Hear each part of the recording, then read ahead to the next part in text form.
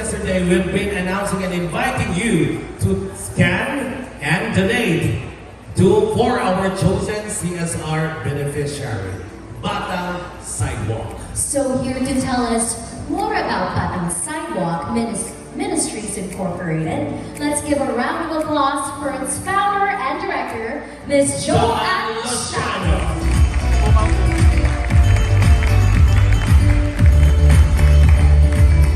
Maayong hapon o maayong aga sa tanan ng kapwa ko Ilonggo.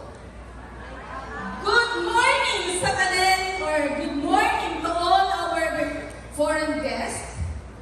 And magandang umaga po sa lahat ng mga kapwa ko taga Manila na experience ng mga grabing flight natin last Tuesday night. Akala po namin final destination na namin. But praise God because we have a big God na nagbigay sa atin ng protection. That's why we are here this morning. Ayan po. Kailangan morning po kasi para alive na alive po tayo kasi our time today is very challenging. Tama po? So sa mga katabi ng tulog na, kalabinin niyo po na bawal humilik. Okay. I just want to thank you for the MPRT and LOA, MCC, for inviting me to this event. Actually, this is my first time to speak in front of many people. Kasi sanay po ako sa maraming bata lang po sa kalye, but not this big crowds. So, thank you so much for LifeCom to choosing Batang Sidewalk as your beneficiary. And I am here today to introduce to you what is Batang Sidewalk po. Ang Batang Sidewalk ay nag-start sa isang kasambahay ng 1998. Isang kasambahay age of 17 years old. Nangarap na makapag-aral ng being an educator to many children. And one day, God answered her prayer. Isang araw habang nanggaling siya sa school, naglalakad, meron siyang nakitang 5 children in the streets. No sleepers, madungis, pero they are so happy. In her mind, sabi niya, if I will not teach these street kids today, when? And when? At if hindi ako, sino yung magtuturo sa kanila? And she started 5 children to teach reading and writing.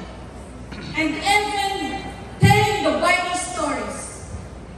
And after 2 weeks, you know what? The 5 kids, or the 5 children become 80 children. So, medyo natuwa siya dahil sobrang dami mga bata na gustong matuto na mag-aral or makakarinig ng different Bible stories. And after, year 2002, the 5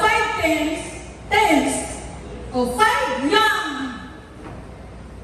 kids get mentored in relational skills, communication, and leadership. Because sa thinking nitong nag-mentor sa kanila, if hindi sila matuturuan, sino? If hindi ngayon kailan. And the 5 friends get mentored, and 2003, 5 teams are now leading their own sidewalk site in different 5 communities. Take note of that 11 years old kids become teachers of the young kids also in their communities because of that one woman pursuing to teach these kids in the different communities. And this is the first year na nag-send din po ang Batang Sidewalk ng mga bata sa college. Yung 5 students na sinimulan niya, nakapagtapos po ng 5 ng education po, education degree po. And 2020, year 2020, the 5 kids nagkaroon ng magandang stories in different communities and different cities and become 90 sites, reaching out 10,000 children all over South Metro Manila. And this is the year din po na pinakamarami po namin students na pinag-aral po sa school. 56 scholars po na from the streets pinag-aral po namin sa college. And year 2024, simula po noong 2003, meron na po kami napagtapos na 70 college graduates, engineers, accountants, HR, teachers, BPO workers, psychologists, and even IT programmers. Because of that one woman. What makes Batang Sidewalk different to other organizations? Batang Sidewalk different to other organizations because we start from the heart of the young kids. We start, ang pagbabago ay nagsisimula sa puso, not even here. Not even in our resources, but because of heart. Why? Bakit kailangan sa puso nagsisimula? Ano bang klase mga bata ang mayroon dito sa community? Sa community nila, normal sa kanila yung mga drug addict na families. Normal sa kanila yung early pregnancy at the age of 15 years old. Kapag hindi natin sila nagkaruan, maaga pong nabubuntis. Poverty mentality. Dito ako pinanganak, mahirap ako pinanganak, mahirap din po ako mamamatay. Cycle ng utang. Utang dito, London. London. Akala nyo marami lang po dito sa inyo nag-London kasi you have enough resources, but even in the depressed area, marami din pong nag-London sa kanila. Joke lang po. Thank you po sa mga naka-gets. Okay, and after that, because they are hopeless, we are here, Batang Sidewalk, nagdadala ng hope, integrity, perseverance, self-control, gratitude, community, faithfulness, patience, selflessness, and hard work.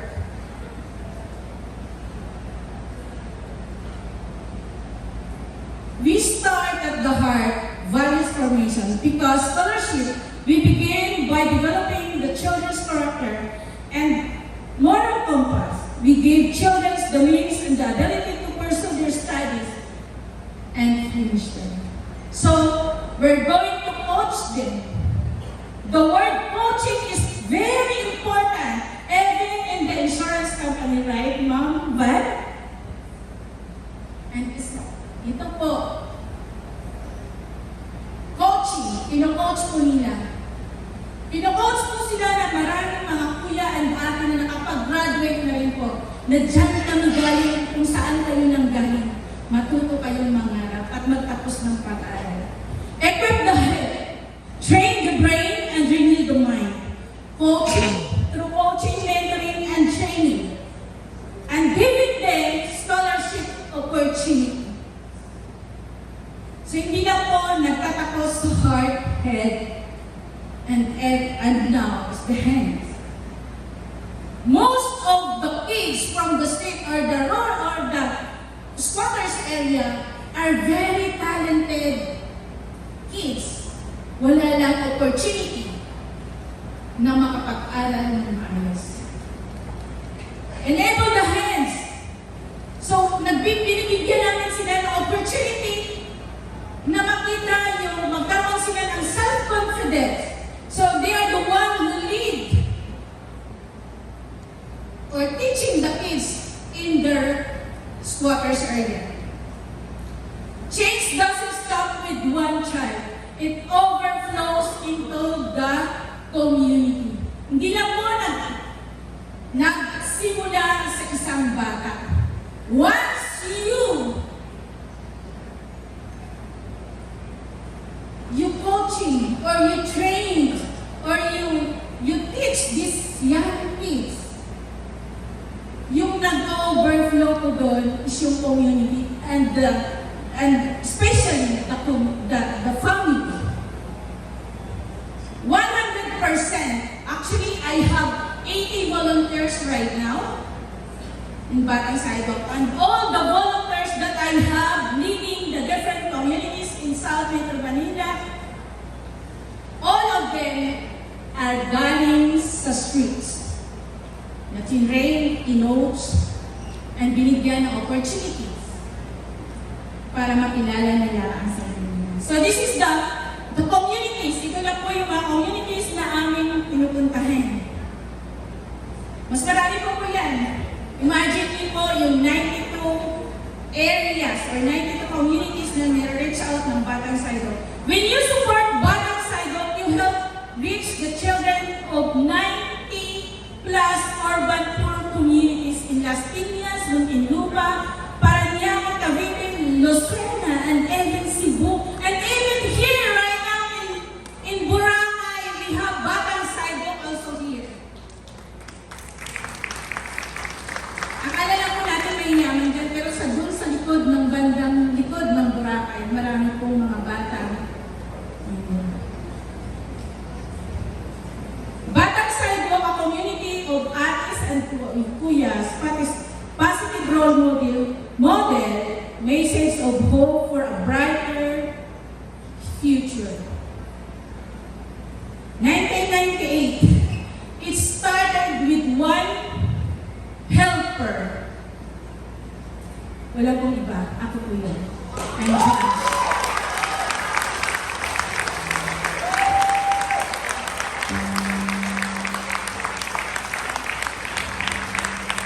I just want to thank you all the guest speakers since yesterday. Yung natutunan ko lang, we have different missions in our lives, but we have one goal: to take care the life of many people.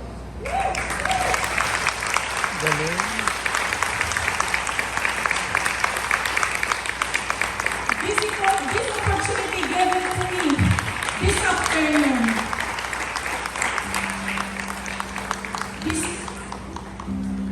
Nakiusap ako sa inyo. One child. You send one child in school. It makes thousands of kids different. Magkakaroon ng impact sa family nila and even in their communities. Just one child.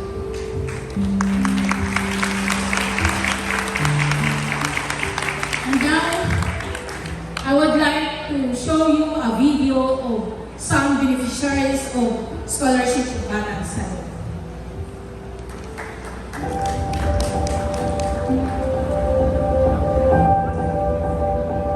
Kung dyan ka lumaki, dyan ka rin yan.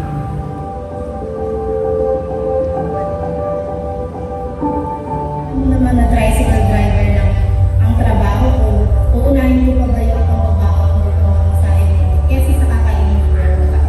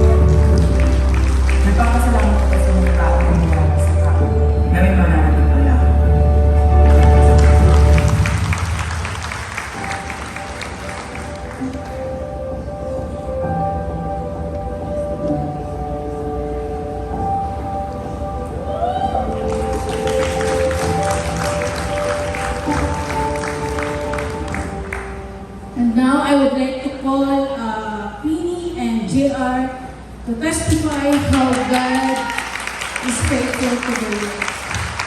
Sila po ang batang sidewalk at the age of 7 and 9 years old. They are now in front of you testifying how God is great in their life. Hello! Ako si Queenie, isa sa mga naging beneficiary ng Batang Sidewalk Ministries. 9 years old ako noon nung nag-start ako sa sidewalk bilang estudyante. Alam niyo ba, ang saya-saya ng mga activities sa sidewalk. At isa sa mga nagpasaya doon, yung mga binibigay nilang biscuits, lollipops. Sobrang exciting yun para sa mga bata. And bilang naging bata noon, yun yung mga nakapagbigay ng encouragement sa amin na talagang mas umaten.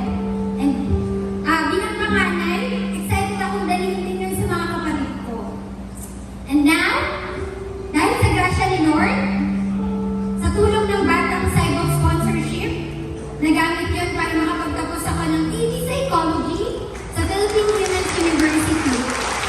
And now, currently, I am working as part of the Human Resource team and still a volunteer teacher.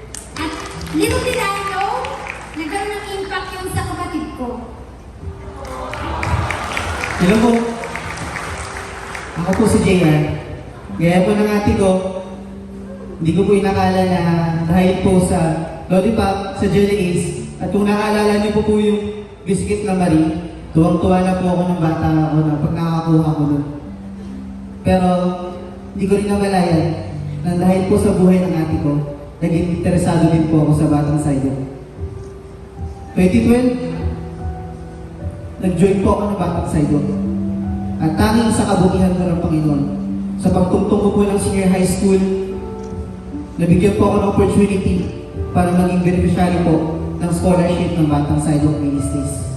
At mula senior high school hanggang college, malaki po yung naging tulong nila para makamit ko yung pangarap ko bilang teacher. At last year, July, nagtapos po ako with a degree ng Bachelor of Secondary Education, major in Social Studies. Pero hindi lang po yun. With cum laude. Cum laude po. At tanging sa kabutihan lang po ng Panginoon, kaya nangyari ko yung mga bata. At last March po, nag-decide na din po ako na mag-take ng licensure examination for teachers. And by the grace of God po, nung lumabas po yung result ng June, nakita ko po yung pangalan ko. At proud po ako sabihin, ay isa na po akong licensed professional teacher. At sa Diyos lamang po ang papuri. At ngayon po, sobrang luwag na po ng family po nila because of these young kids na pinag-aral po ng Batang Sidewalk. And I challenge you today, this afternoon, if you want to be part, or if you want to be, make impact to the lives of young kids, be part of Batang Sidewalk. We have a table outside. If you want more, we have a yearbook po, or magazine. Everything is there. Everything, the story of 76 or 100 plus na bata na pinag-aral namin, nandoon po yung pangalan nila. Pero po, limitado lang po. We have 200 copies lang po. So, preserve na lang po sa mga gusto pong wala pong bayad po yun. Pero pag gusto nyo naman magbigay, it's okay. God bless you po. Maraming salamat and thank you so much for this afternoon.